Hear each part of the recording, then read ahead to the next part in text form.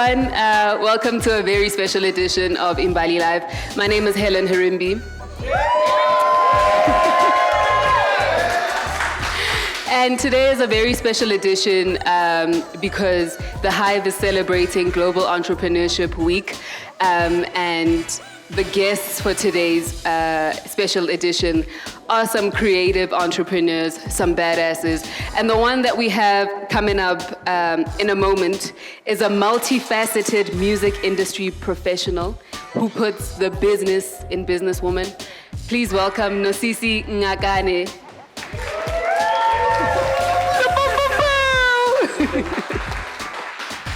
It's so nice to see you. There's your mic over there. Nice to see you too. You know, one of the things that I love about the special editions guests is that they're not just born and raised in Soweto and then that is it. You were born in Lesotho. How does that happen? What's happening with your parents' lives for you to be born there? So my family was very much into politics. My great-grandfather was the first Nobel Peace Prize winner, Black Nobel Peace Prize winner, Albert Lutuli. I had did you guys know that? Nobody knows. What And it's the first time flex. I'm revealing it. And so as a result, there was obviously a hit on the entire family. And after he passed away, it became quite strenuous for my grandmother. And so then my mom and my grandfather moved to London. So they grew up in London and then they moved to Lesotho. Yeah. And then my mom and her sisters were in high school in Lesotho and my mom met my dad. He's from Lesotho. Okay. And I was conceived and I was born in Lesotho. Yeah. Mm-hmm.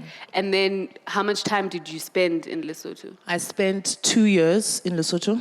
Okay. My timing is really off. I feel like I've lived many lives. And so I can never get my, 3 years. Oh, I came back when I was 6. I came back when I was 7. It's always off. But what I remember is about 2 to 3 years in Lesotho. Mm-hmm. And then we moved to Zimbabwe. Okay. From Lesotho. And I stayed there.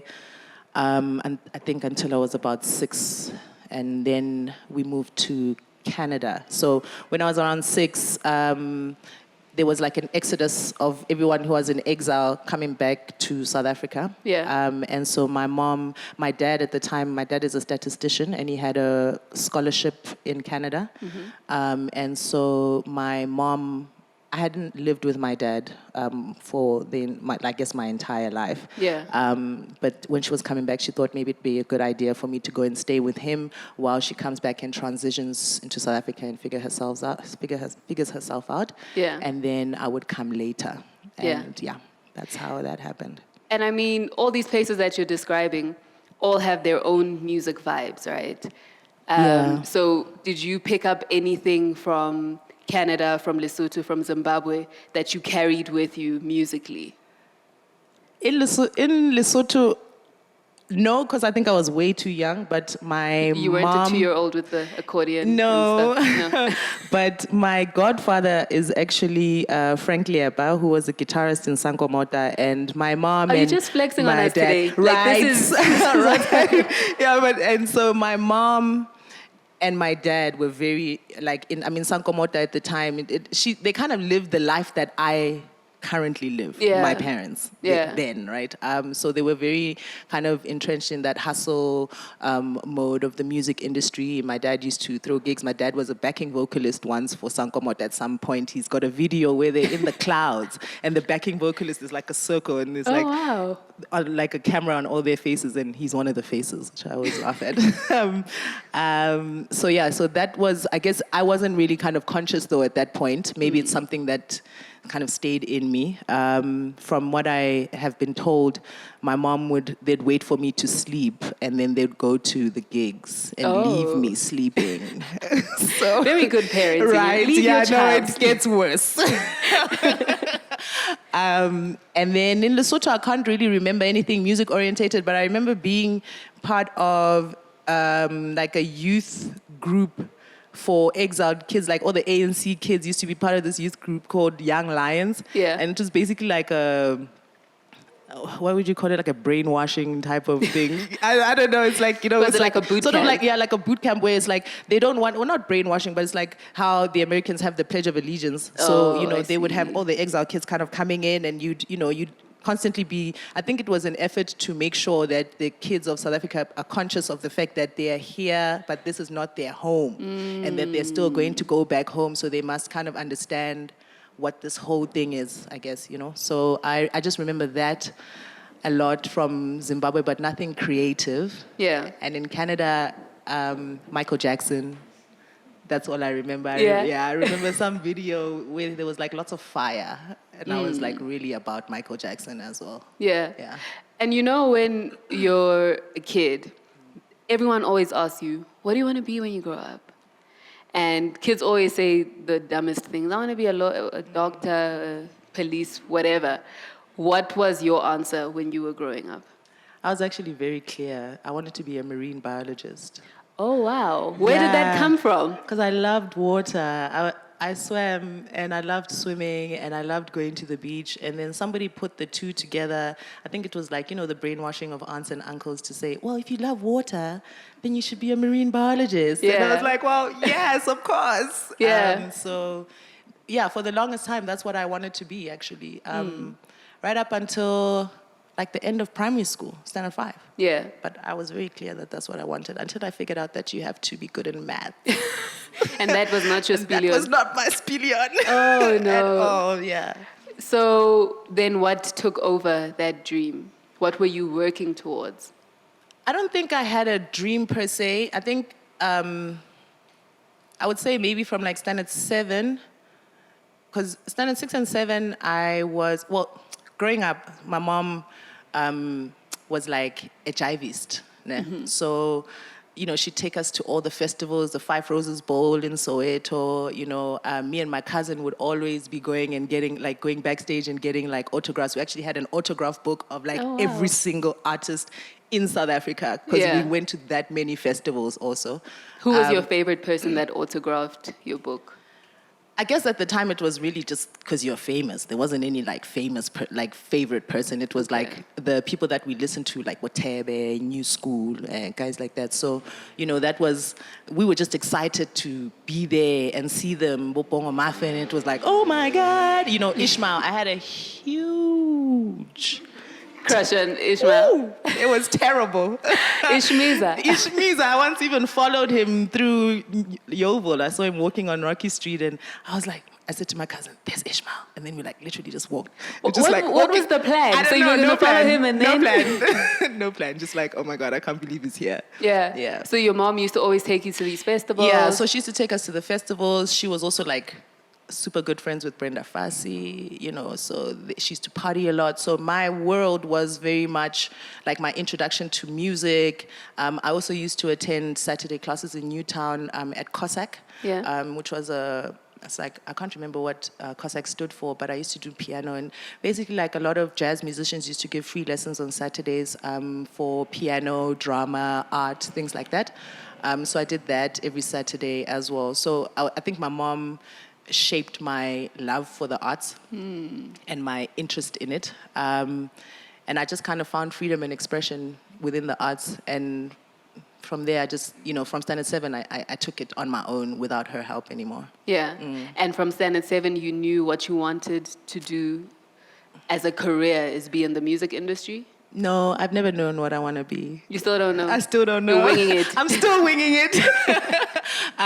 But in standard 7, I think when you're a teenager, you're just into stuff, you know. So I got into writing. I was listening to a lot of hip hop, so people like, Bo Talib Kweli, Bahamadia, Black Star, Black Thought. So I was a poet. And then I met a collective of people in Joburg who were like kind of, we were all kind of like-minded kids into writing, singing, and now starting to put on our own things. So, with Black Sunday. I was very involved with like that space and time in terms of putting on events in the hood. I was part of a collective called SATAB, which hosted public art exhibitions in Alexandra. So I spent a lot of my time in Alex with a guy called Simphiwe Ngwenya. And Ngwenya was a member of Squatter Camp at the time, prior actually, and he left the band when they took another direction, and he was still very like, no, you know, and so. Yeah, so then we were a collective, and we were Rasta also. I think that's like a really important component of my life is Rastafari, because that really gave me like a grounding and a opportunity to listen to myself and write. You know, to write is like, you know, you're in your mind a lot, you know, and so that's what it did for me. Yeah, and you became Rasta in high school? I became Rasta in high school. Yeah, I was Rasta in standard 8 until matric. Yeah. Did you ever see the Slaghuis documentary that Speaker I did. Yeah.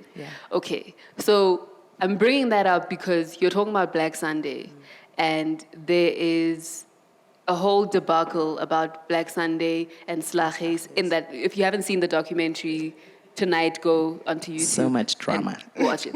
But one of the things that I always was surprised about in that documentary was they weren't women's voices. So when you say you were involved, I'm like, why is no one telling us that? So can you talk a little bit more about what it was like to be these bunch of kids who were putting on events not for ubumnandi solely, but also to do something for the community?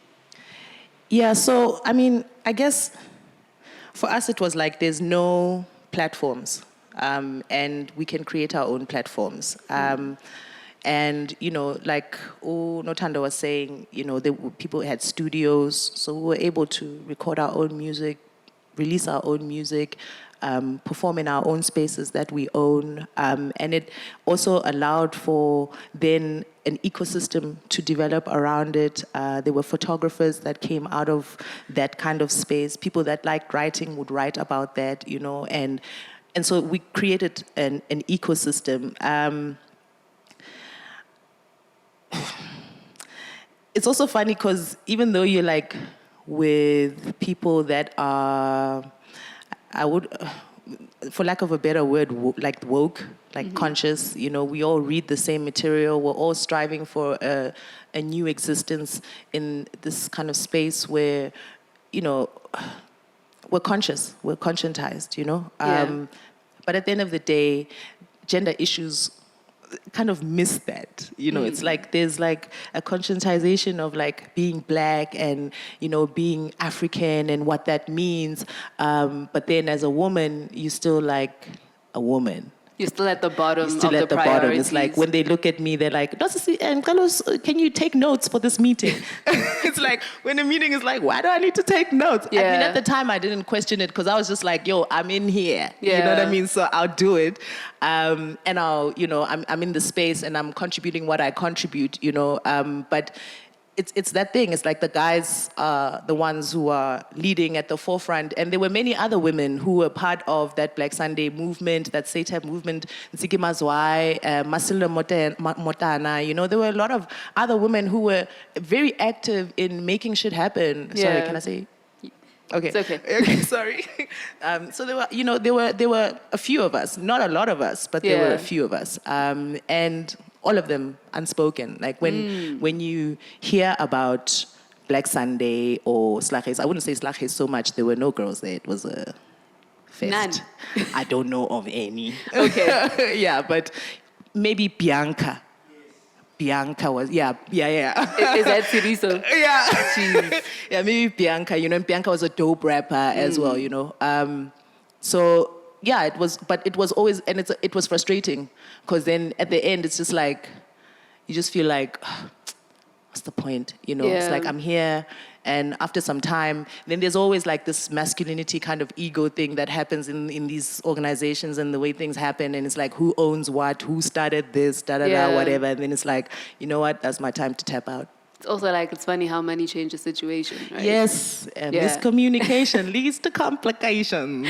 And we're going to get into some of those complications.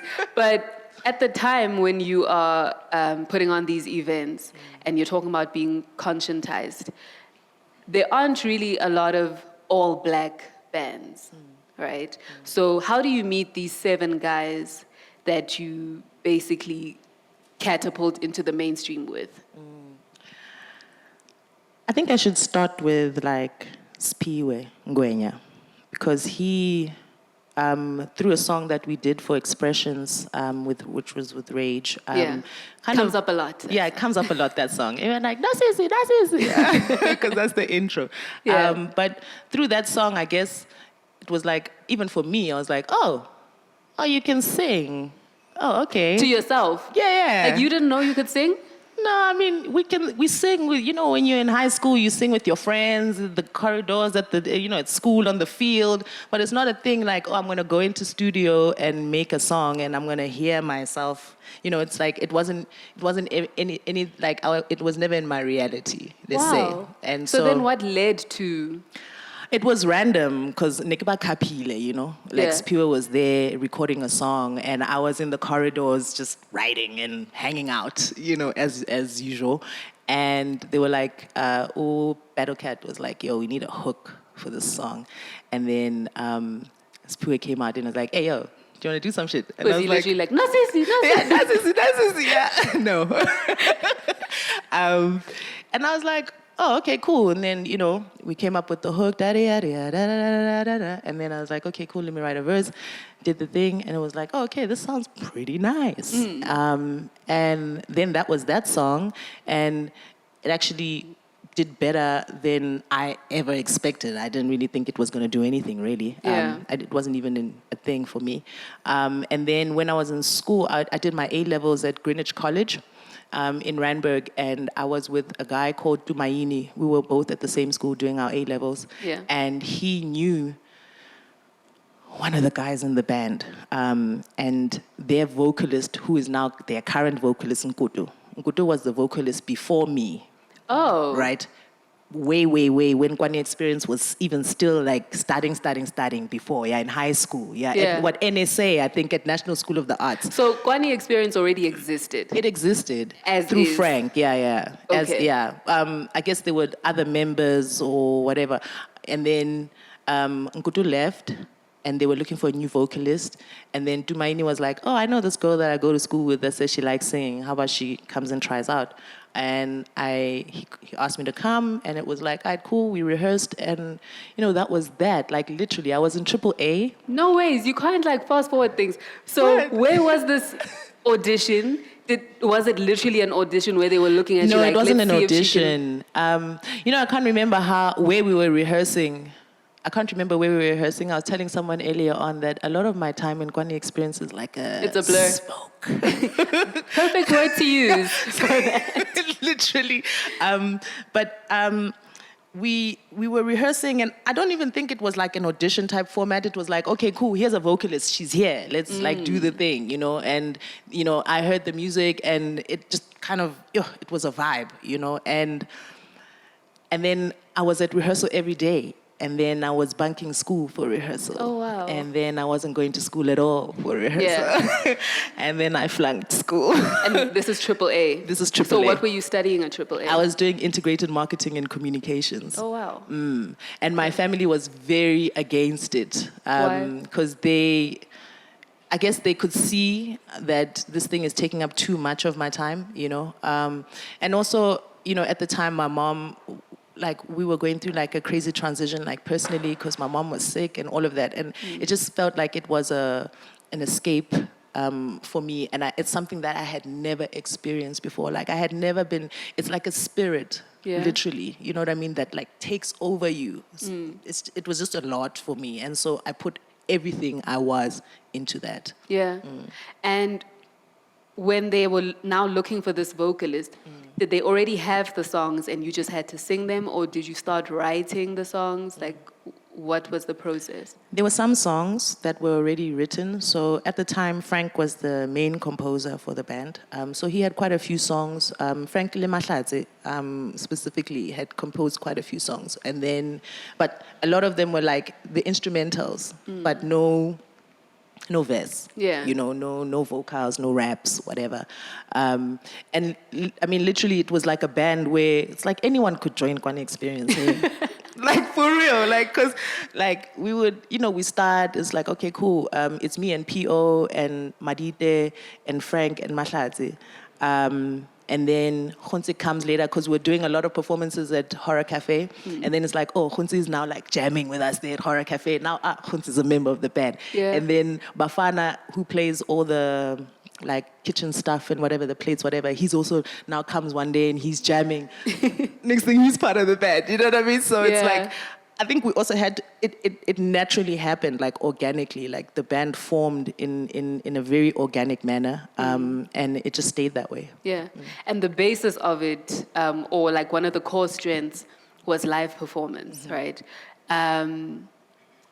Did you guys feel as though you were being supported and there was a community of other bands like you guys, or did you feel like it was just you and all the pressure was on you guys? Oh no, there were other bands. It was cool because we were like in this, it was like maybe 3 bands or 4, I don't know. Do you but remember? I remember it was Blackjacks, Uju. Blackjacks and Uju. That might be it. Yeah, that might be it. Yeah. Yeah, in Kwani Experience. I mean, there were, and 340, but I mean, 340 was like, it was And here. also, they're not all black. Also, So, yeah, maybe, yeah, exactly, yeah, that's a good point. Yeah, but it was, I mean, Blackjacks and Uju, if I think about it, it's like a lot of the gigs that we did was like Blackjacks and Uju and Kwani Experience. Okay. And all the articles that were written, even when I go back, because I kept quite a few of them there in my scrapbook, it's always like Blackjacks and Kwani Experience. Yeah. And there was also Impande Core as well, that was also happening during that time. That was nice. But yeah, I don't think we didn't feel alone. It just that maybe we were the most proactive band in terms of creating opportunities for ourselves to perform. So we did a lot of gigs at Horror Cafe, a lot, like it was our home. Yeah. Then we moved on to like Songwriters Club, which was also in Newtown. But the band scene was kind of coming up, but we created, I think, a lot more opportunities for ourselves to perform. Yeah. That's, I guess, why maybe we became known like that. I mean, Yeah. we used to have shows at our house. There was a house, so I ran away from home after failing at AAA, because I knew that my family would not accept it. And so I decided, okay, you know what? And also I was given an ultimatum. It's like either you do school or you do the band. And if you do the band, you get out of our house, basically. Wow. So I was like, okay, cool, that's quite clear. And I chose the band, and so I packed my stuff up and I left. Yeah. And then I eventually moved to a house in Naturena with a friend of mine who also flunked AAA because she was just with us. Like, it was like a thing. It was like, She wasn't even on the mic. She wasn't even on but the she was mic, failing. But she was failing. I think she realized after she failed, and she was like, nah, this is not a thing, actually, Yeah. But yeah, so we got a house. Well, her parents got her a house because she was from Limpopo, so her parents got her a house here in Naturena, and we all moved into that house. And it became the band house. Oh, wow. Yeah, and we used to have gigs there.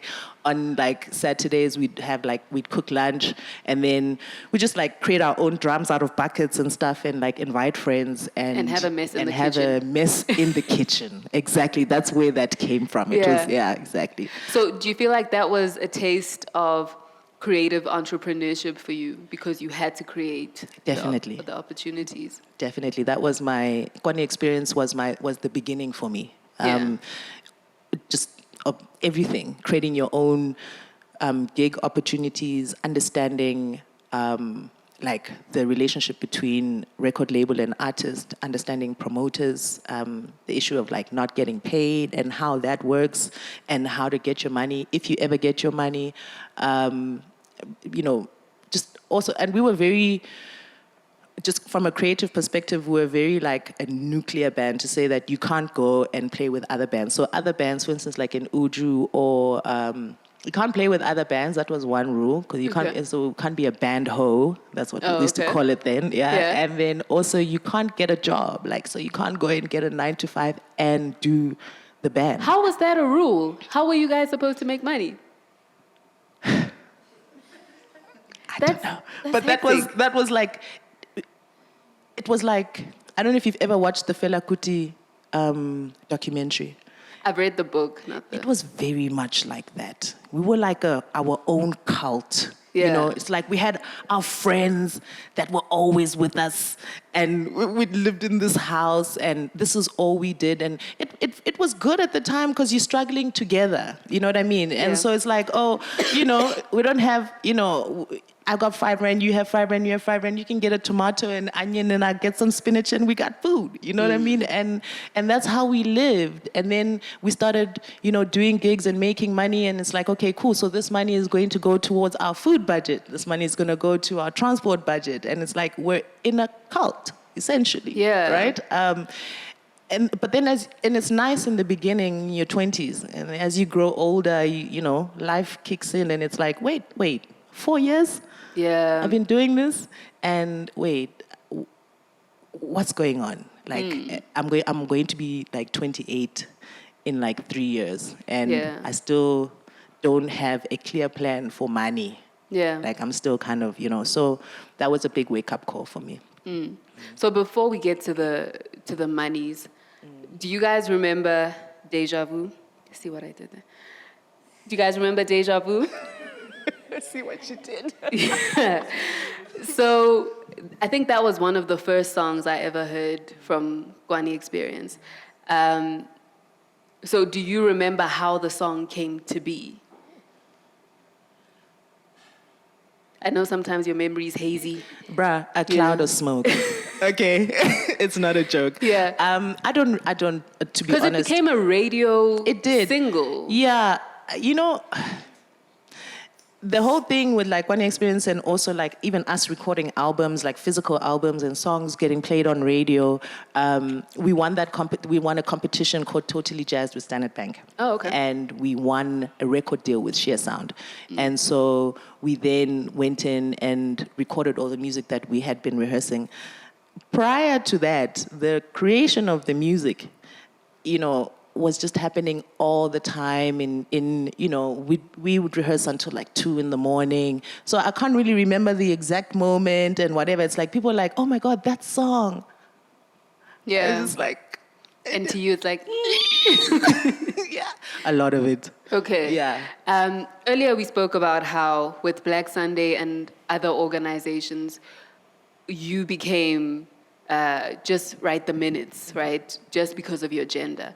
And now you're here in Kwani Experience with 7 dudes. So tell us about what that experience was like. What were some of the things that you can remember that you're like, here's where I had to put my foot down. This happened, and this is how I reacted. Wow. So, yeah, it's interesting.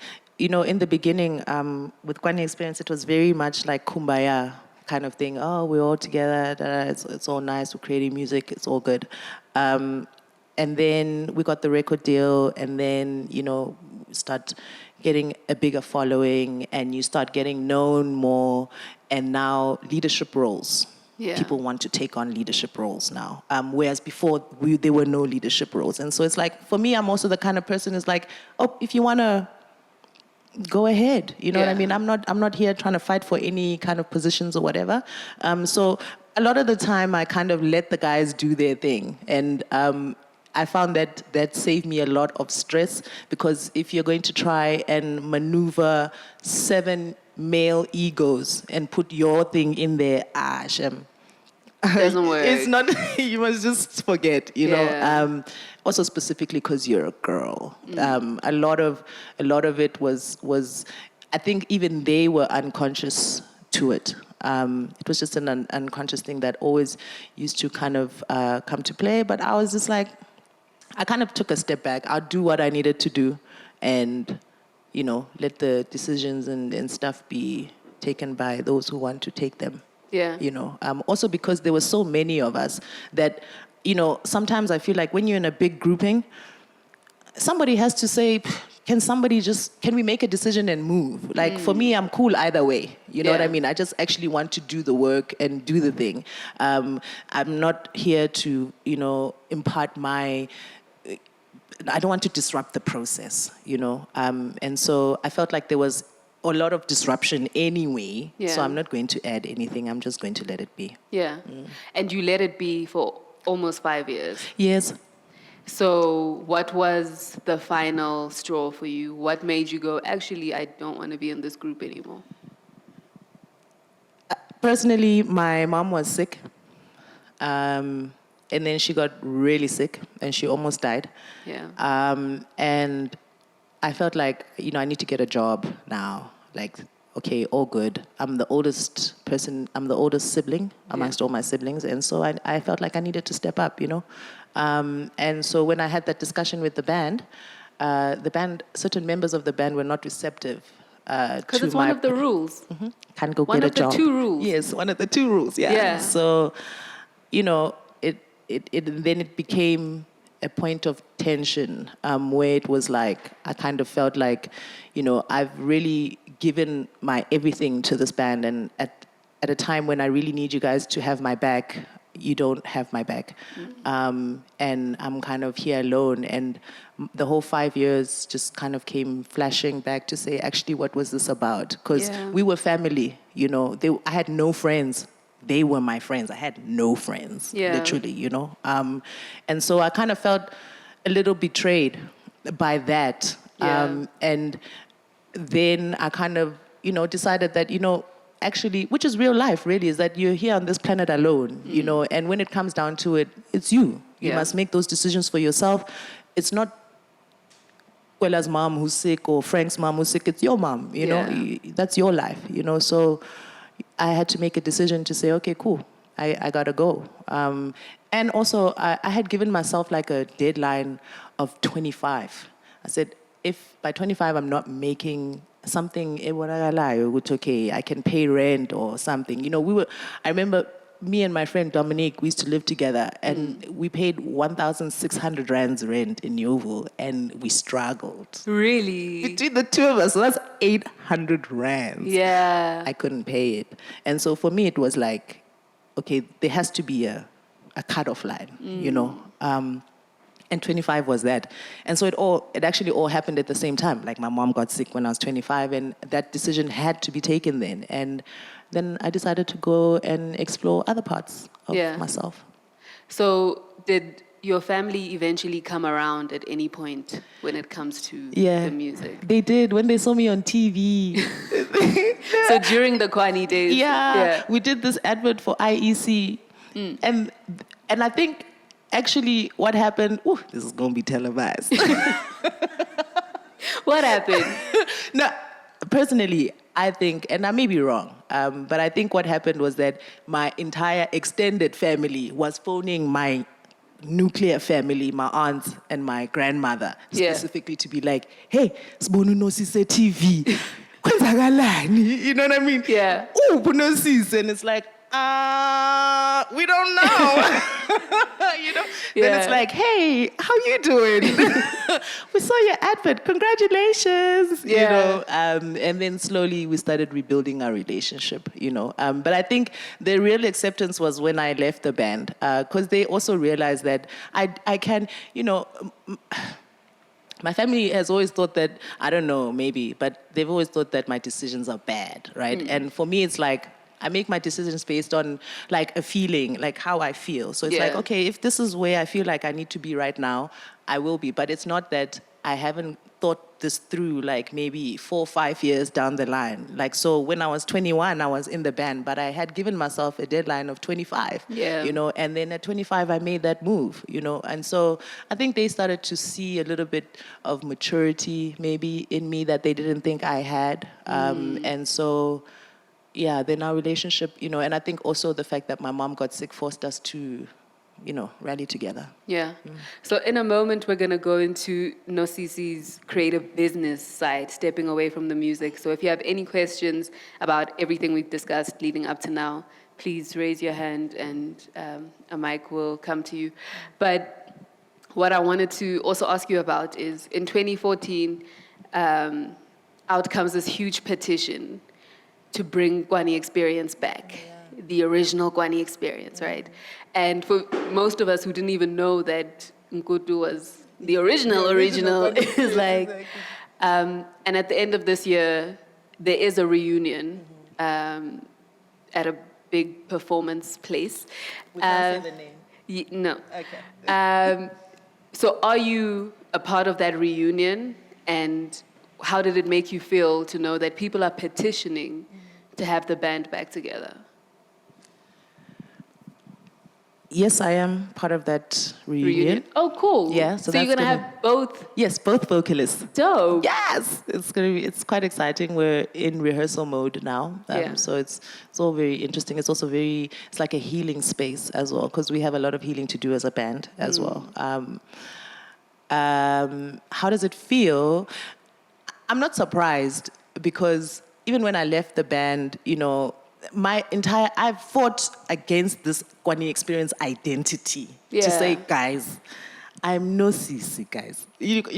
I'll walk into a room and people are like, daddy, daddy, daddy. I was like, oh God, can we stop? You know what I mean? And for me, when I left the band, I left. I was like, I don't want anything to do with this part of my life. And I'm trying to kind of find a new kind of who I am. I'm trying to figure out who I am and what my claim to fame is as Nosisi, And but it was never. I could never do anything that lived up to what I did with Kwani Experience. And so every month there's somebody on Facebook saying, "Bring back Kwani Experience."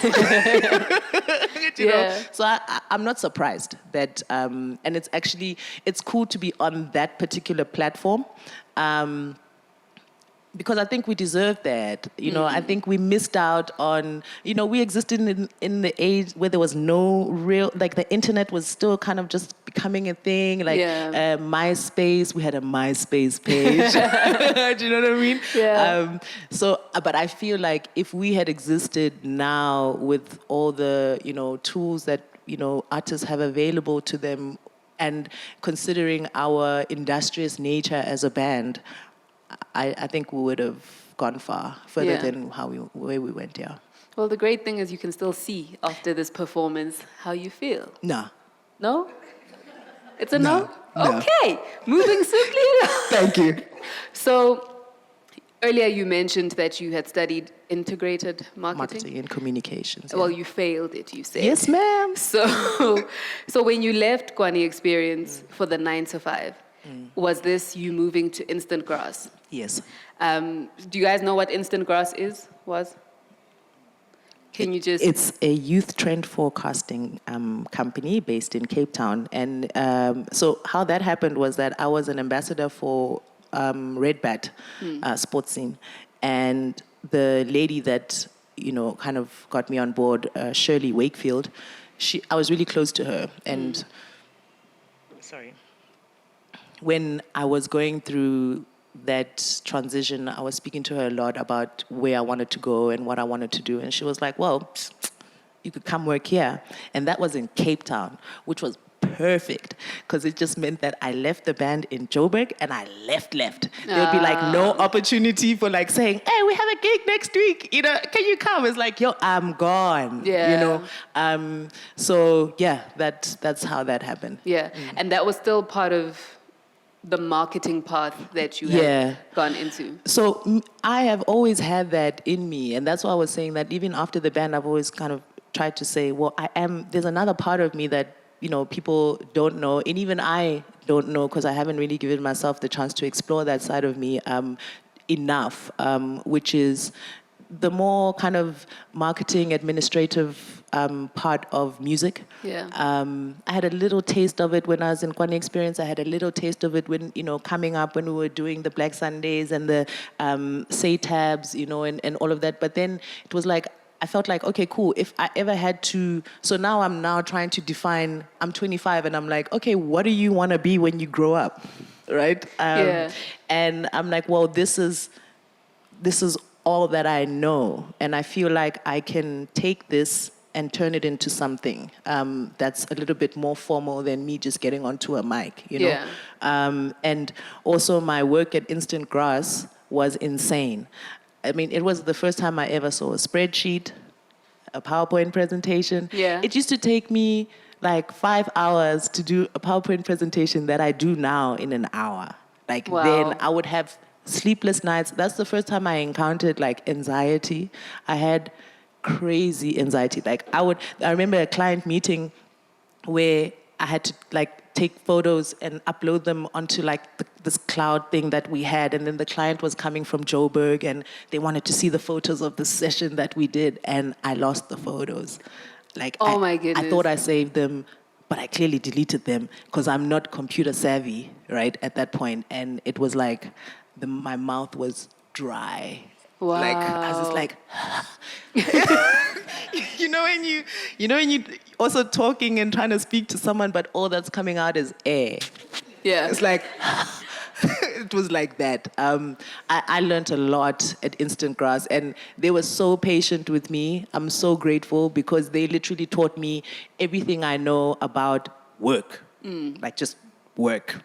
Like, okay, coming in at a certain time, get there on time. How does Word work? How does PowerPoint and Excel work? Processes, things like that. It was my first introduction to all of that, so I'm grateful for that. Yeah, and that was predominantly youth-focused trends, right? Yeah. But it gets interesting, I guess, when you move to Matchbox. Because I'd seen you perform loads of times, but I only interacted with you as the music professional or the music business professional when I met you at Matchbox. So can you explain to people what it is that you were doing there and how you wound up there? What was I doing at Matchbox? Girl, I don't know. I don't remember. Oh my God. So there used to be this company called Matchboxology. And DJ Bionic was one of the owners of the company. And I was there as an editor of the music magazine that they had. And Nosisi was also there. Infa from Squatter Camp was there. Baxter, the comedian, was also there. So, girl, I don't know. It all came back to me now. It all came back, sorry. Brad, I know. I just know Brad. I can't remember exactly. DJ Bionic. DJ Bionic. I don't know. I can't remember when I first met Brad and how that happened. But yeah, I know Bradley. And then when I came back from Cape Town, I was looking for work. And my uncle, who was one of the directors at Matchboxology, I think recommended me to Bradley. And then I came in and yeah, I got the job. And what I did there, so Matchbox was running I guess we can't mention companies, right? So they were running a campaign. You can, as long as they don't sell whiskey. Okay. So it was M10 Exploded, which was predominantly focused on developing artists. And so basically you'd come onto the platform and you'd record a song, do a photo shoot and give you like an entire package, and then they would ingest your song onto the MTN platform as a ringtone for downloads, etc. So I remember now that I was doing all the like production type creation of the content. So I was involved a lot in making sure those photo shoots happened, sourcing all of that, and making sure the content got ingested. And that was specific to the music industry. Specific to the music industry. So what do you feel like you learned from that youth-focused trends place that you could apply to the business of music? I mean, firstly, just organization, period, because that job was intense. Like we had a lot of artists at Matchbox, like a lot. And so it's like just making sure that, the work gets done. That all came from Instant Grass. But I think for me, it showed me how what I learned work-wise and business-wise applied could apply to the music industry. So I had only had that experience with my own band. And now it was like, okay, cool, we've got like 50 acts, and I'm now doing that, and it's like a factory type process, right? So it's like, oh, okay, this is how this thing would work. And I think that's what also just sparked my love for saying that, oh, I want to actually focus my work life and my talents to the music industry. But more specifically also like youth, young people, like giving young people an opportunity. I think that was the beginning of my understanding of what is it that I really want to do and why I want to do what I want to do. Yeah. And being in front of the mic and being behind the scenes, two different things. And you have to now work with artists who know you as a musician, who's now trying to tell them what to do. So do you remember an experience where an artist was not receptive to you telling them what to do, because it's like, but you were in a band and now you're not? Actually, it worked in my favor, and that's actually worked in my favor a lot, where people trust me more because they know that I understand what they need to be done. Yeah. And I also engage with them in a way that I would have wanted to be engaged as a musician, and so I feel like it just gives me a little bit more respect. They actually respect me more because they're like, oh shit, Nosisi, damn. Oh, you're doing this? Oh, wow. Oh, dope. I'd rather be working with you than, with someone that doesn't know, know what I'm about. So it's actually worked in my favor. Yeah. So how did you wind up at Motif? Motif. At Motif Records. Yes. Trying to figure out the trajectory. Can't remember exactly how I got there. I think I was working at Soul Candi, running their foundation, and then they were shutting down, so I got retrenched, and I sent an email to like all my contacts. I was like, I'm looking for work. Anybody know of something? Please let me know. Yeah. And then Bradley hollered and was like, oh, we're looking for someone here at Motif, and would you come in for an interview? And yeah, that's how it happened. I was the COO on paper, but I was like everything because I was like the only person working there. Did this prompt you to start your own entrepreneurship journey? Yes. Because I know you worked with Sony as well, and you've worked in certain spaces for other companies, but you had your own. Yeah, so even when I was working with Sony, I was working as my own at that point. Okay. So when I left Motif, when Motif ended, again, I did that blanket email to everybody. Yo, what's up? Looking for a job. And the guy at the head of marketing at Sony at the time was like, oh, cool, we're looking for someone to do our bookings for our in-house artists. Are you keen to come on as a consultant? And I was like, yes, for sure.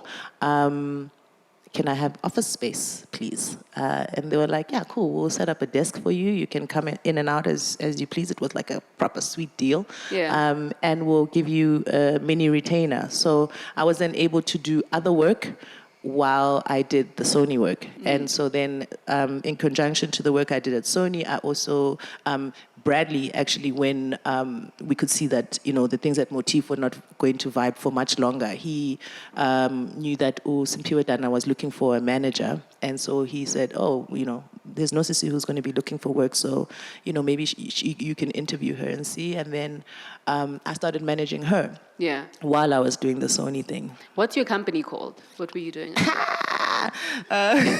it top secret? Yeah, no, it's not top secret. So it's called Black Sheep officially, but I've never really been able to transition, and I don't know, I don't know, because I've always operated on this like weird kind of individual basis. So it's like, is me. And then I set up an entity so that I could work through the entity and get paid through the entity.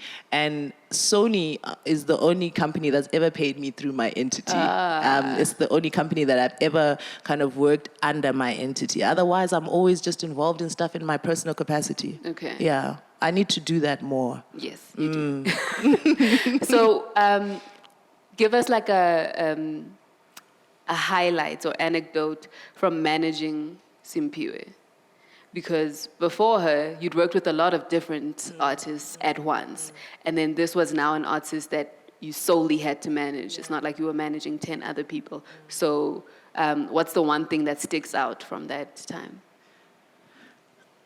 So there's two components to Simphiwe. One is from a creative perspective, because creatively, my style of music, my love for music derived from Simphiwe Dana and Thandiswa Mazwai. And in matric, I went dressed as my matric outfit. I was dressed as Thandiswa Mazwai in that video. Yeah, in that I had the outfit, the beads. My hair was the same length. My dreads were the same. Like I idolized her, you know. Yeah. And so, and Simphiwe, you know, when she released Zandisile, it was just like my Bible. So getting to work with her was just a dream come true, I would say.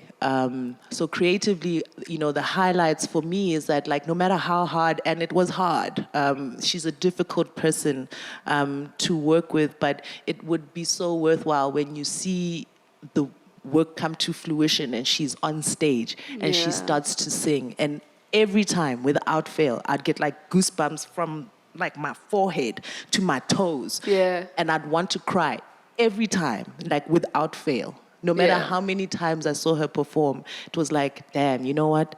It doesn't matter that we fought on our way here. Like, I still love her, you know?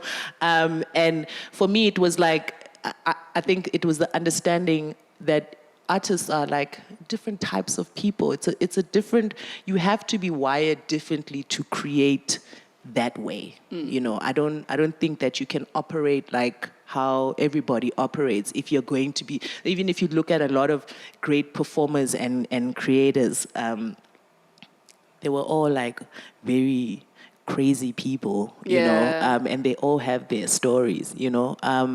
But that's the process that they go through, and that's the personality, that uncompromising, sometimes irrational kind of thing, seemingly irrational thing, for them to get that thing out. Yeah. You know? And it's also something you have.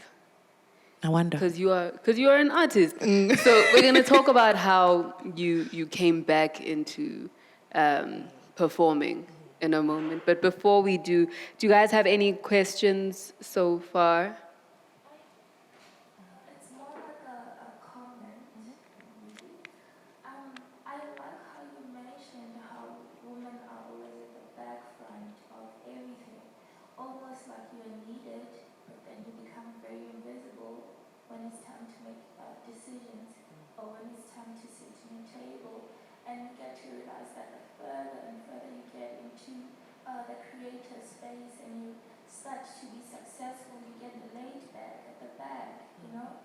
It's like, you are here, man, I will see, okay. But okay, Rahul, do we hear you? and then there's always that thing, you're emotional, you know, and then that's always, we are never judged, or we are never, I don't know, we are never talked about based on, okay, you actually make sense. I'm willing to hear it's always about the emotionally. Like, I don't understand that. And I like how throughout your life, you actually, every time you felt like you were held back, or every time you feel like you were stuck, you actually went back to your content. You know, but when they support you, your support structure, you know, we want to the contracts in our phones, and then we cannot even ask them, do you a card? You know, and I like that. For every time you felt like, you fell back to the people you've met 6 years ago, to the people you met 5 years ago, which is a truly good way to start your life, or to move on with your life. So do we have a question from anyone? Just to what she's saying. Yeah. Two things. The one about emotionally. That thing pisses me off, right? But it's said a lot, and it's been said to me, and also certain things like, so me, when I love an artist, even if I'm working with you, like I was working with Simphiwe, but I was her biggest fan, you know? I'm working with Reason, and I'm his biggest fan. Like at the show, okay, I don't care that I'm working with you. I'm gonna be the one at the show in the front to be like, yo, and they'll be like, yo, does this girl listen to your music like every day? But I'm that person. Like, if I love your music, I love your music, right? Yeah. And it's like, oh, you're a groupie. Like, how can I be a groupie when I'm working with you? Yeah. You know, you're emotional. Oh, stop whining, because when I am trying to impart what I honestly feel and I'm being clouded by deep voices, my voice seems to be higher pitched. And so I'm whining, you know, and certain things like that where it's just like, yo, this is, you know, I feel like as women also, we have the thing of, I think I may be a bit all over the place now, but the thing of our traits as females, right, that we are more emotionally in tune with our feelings and our instinct is our strength, right? I feel like we try to downplay that, and even in those spaces we have those things ringing in our mind to say, oh, don't be too emotional about this, but that's your instinct, that's your body communicating with you and the universe communicating with you, saying, yo, this is an uncomfortable situation, so you need to speak that, because you're also probably not the only one who's feeling uncomfortable. And so once you speak it, then you dissolve it. You know, you start to address the issue. But if nobody's trying to address the issue and you just keep suppressing your emotions, you're suppressing an important part of the process. Yeah, for sure. So I want to go back to you saying when you watch Simphiwe, you have these goosebumps, right? Did that prompt you then to say, I want to get back on to the stage? What did? Because in 2016, people started seeing you doing stuff. Yeah. What prompted me? The Mushroom Hour, half hour, who I currently work with. But how I started working with them, there was a session that they had here in Braamfontein. They did a pirate radio station type thing, and Blackjacks was performing one of the days. It was a Saturday, and I decided, let me go with my son. And when I got there, it was wild. Like, the music was insane. And I was like, yo, you have to get onto this mic. Yeah. It just felt like everything, because I had still been creating on my phone at home. I use GarageBand, so I had lots of music. It was just about, I never thought that music would resonate with anyone else other than myself. So I used to call it my personal diary. Yeah. And then when I heard on the day it was Mpumi and from the Blackjacks, the Blackjacks really were performing. I think they were going as Motel Mari at the time, and so they were doing this kind of really experimental musical sound that I really liked. And I jumped on the mic, and then what I did on the mic, Mushroom Hour, as Mushroom Hour is, turned that into an album. So then I was like, oh, okay, you know, but even before that, it was like, yo, who are you guys? What the hell is this? It exists. Yeah. And so, you know, that's my journey with Mushroom Hour then started. I did, like, I think I've done maybe 4 or 5 projects with them and released 2. Yeah. Yeah. But you are not content just being an artist on the label. You are now involved in the label. Yes. How? I mean, I'm not one-dimensional as a person, and that's why when you said, oh, you too, when you were saying, you know, artists have got like certain processes, whatever, and it's like you too because you're an artist. I think that I've always considered myself different in that I don't really consider myself an artist. I just enjoy singing. Okay. But I wouldn't say that it's something that, you know, for instance, you know, for the longest time I've been trying to stop smoking because as a vocalist, that's not, you know, and there's nothing that deeply compels me to say, you know, I want to preserve my voice, you know, because I'm a singer. Like, no, that's not who I identify myself as. I enjoy singing. It does something for my soul, and that's why I sing. I won't sing if I don't enjoy it, like if I don't enjoy the sound and it doesn't resonate with me. But who I am is this other person who likes to like do other types of work. Yeah, you know, you're multifaceted. Yeah, and I'm still also again still trying to define like who I am in this space, you know, in this administrative space, because I still have, you know, my passions around, you know, development of the arts space as well, you know, being an artist and then also working on the other side, knowing that like artists like sometimes have no clue as to like what actually happens to make certain things, to get their music out there and, you know, get them gigs. And you know what Notando was saying earlier, like they don't understand their contracts. And I empathize. I'm not like I empathize with that. And I'm like, I'm trying to find the sweet spot, you know, to say, how do you get artists to have an interest in the other side, in Kapaso, Samro. In the business side. It's so complicated. Even me, I mean, a lot of people who are even working in the music business don't understand publishing and how publishing works, you know? And so then you're saying a lot, and also a lot of artists have got musical training. They don't have administrative training. They don't, you know, so for them it's like, even just these words are deep, you know? And it's like, I don't understand the first sentence. And so if you think about even, I guess for you as a person, when you encounter something that challenging, sometimes you just shut down and you're like, I just want to make music, Joe. Like, why do I have to deal with all of this stuff? You know what I mean? But that's important. But then what ends up happening is that there will be someone who doesn't empathize but understands how that works and then exploits. You know, and then you find artists in this like recurring cycle that artists always find themselves in. But sometimes also what happens is that they'll find me, who's an ally, but they're scarred from other experiences.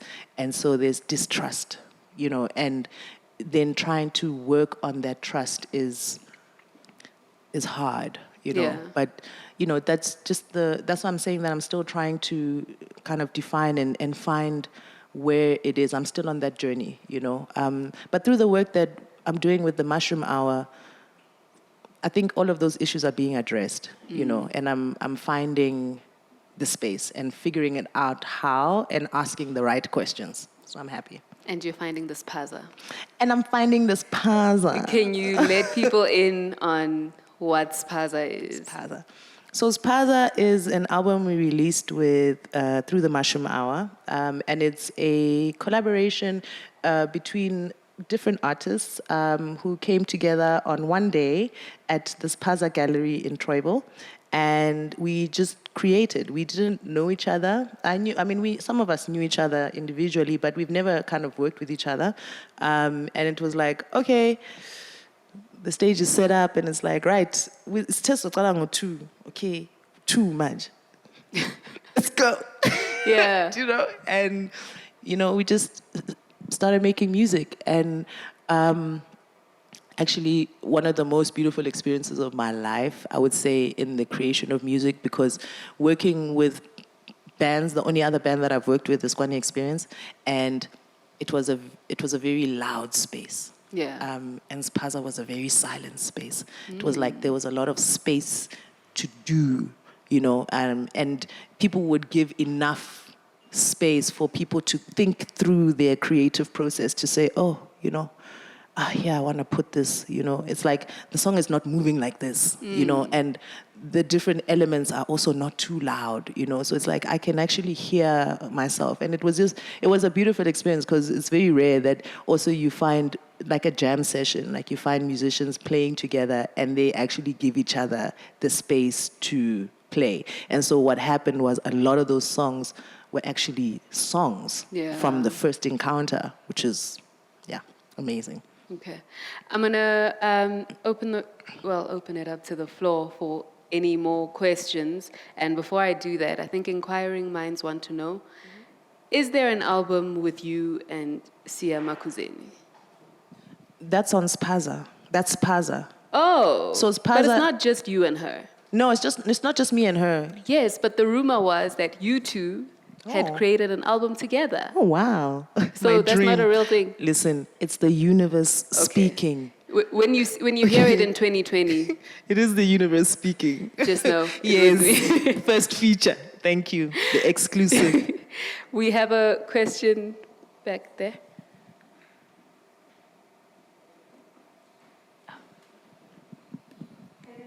Hey.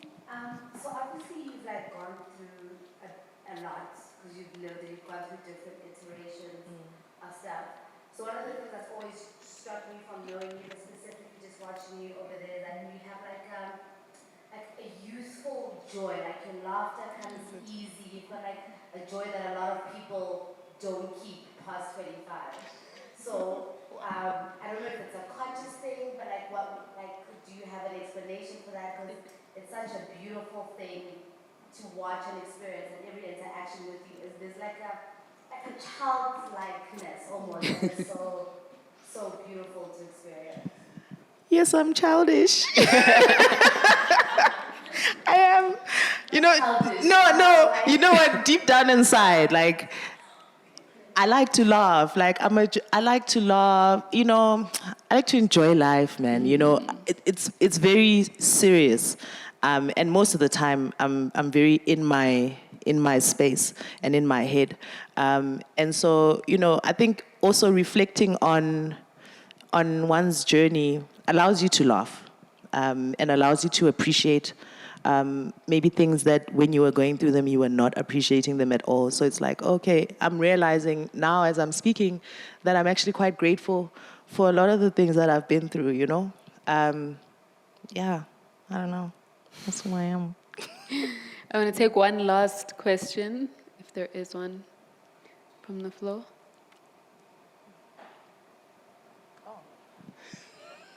He's not supposed to be asking questions. You on the job. My question would be, what would you say to anyone who is young and wanting to start a band?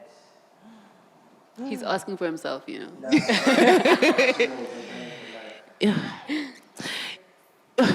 Bands, ne? Wow.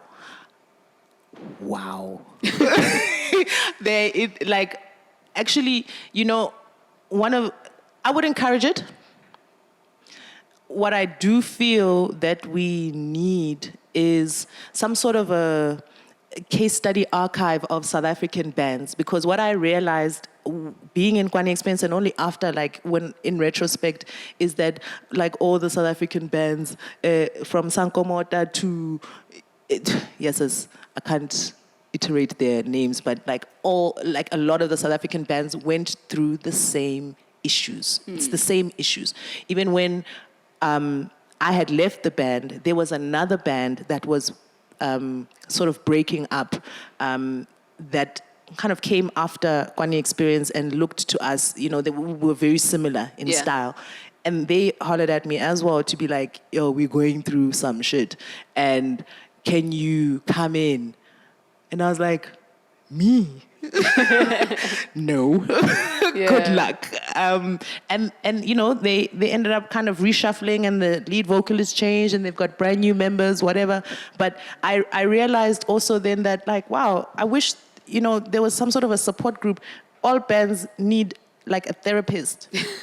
Like, it's like a marriage of people, right? So if you are not equipped with the emotional kind of intelligence to interact with people, you must not be afraid to bring in someone else who is the band mentor to say, hey, when we're having these moments of conflict or misunderstanding, how do we deal with them and keep moving? Someone to mediate. Yeah, mediators are so necessary in the band space. Yeah, you that know? might actually be an idea, like just a therapy center specifically for artists. For artists, Yeah. yeah. Also It's my necessary. idea, patenting that. Wait, that was in my mind though. So you can't do that. But Nosisi, thank you so much for actually coming to Imbali Live. Thank you. It's been extra special to know your journey, because we literally only know the half of it. Yeah. So thank you for being the trailblazer that you are and being multifaceted. And we hope that you can smell your flowers while you are still here with us and that you feel the love. Can we give it up for Nosisi? There you go. You're so welcome. Thank you. Oh. Thank you. Wow, presents. Prezzies. Thank you so much. Yeah, no. Thanks, Zola. But what I was going to say was thank you all for coming today. Our lovely flowers today are from Pumzile's Pretty Petals. So please find them on the socials and support them and get your mom a bouquet, your girl a bouquet, your boy a bouquet, me a bouquet. Thank you very much for coming to Imbali Live, the special edition. We will be back again in our regular scheduled time slots. So you just need to go to helenherimbi.co.za to see who's on next, what's happening. Did you want to say something? To you, yes. Oh. You just give me an opportunity. Sorry, you just said thank you, thank you, thank you, thank you, thank you. Here, take this, thank you.